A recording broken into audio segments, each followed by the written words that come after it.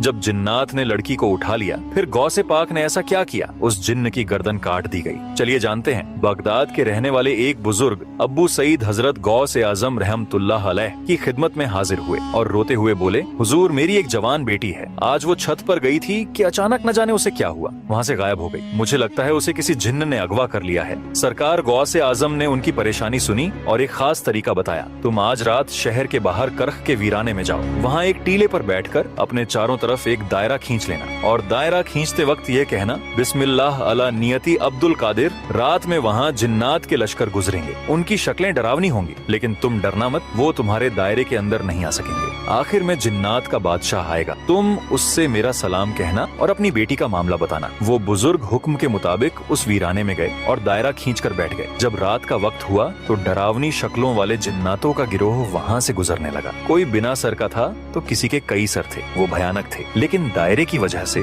कोई भी उस बुजुर्ग के पास नहीं आ सका। फिर कुछ देर बाद जिन्नात का बादशाह, जिसका नाम मीरस बताया जाता है, अपनी भारी लश्कर के साथ आया। बादशाह ने दायरे के बाहर रुककर उस बुजुर्ग से पूछा, ए इंसान तू कौन है? बुजुर्ग, मैं गौसे आजम का भेजा हुआ हूँ। गौसे पाक का नाम सुनते ही बादशाह ने सर झुका लिया और अदब से बुजुर्ग के सामने बैठ गया। उसके साथ पूरा लश्कर भी अदब से खड़ा हो गया और बोला, सरकार का क्या हुक्म है? बुजुर्ग बोले, मेरी बेटी को किसी जिन्न ने छत से अगवा कर लिया है। सरकार ने फरमाया है कि मेरी बेटी मुझे वापस दिला दी जाए। जिन्नात के बादशाह ने तुरंत अपने लश्कर में ऐलान करवाया, किसने इस शख्स की बेटी को उठाया है। थोड़ी ही देर में एक जिन्न को पकड़कर लाया गया। वो एक चीनी जिन्न था और उसके पास ही वो लड़की थी। बादशाह को बहुत गुस्सा आया। उसने उस जिन्न से पूछा, तुझे पता नहीं कि यह बगदाद है और यहाँ गौसे आजम की हुकूमत चलती है, तूने यह जुर्रत कैसे की?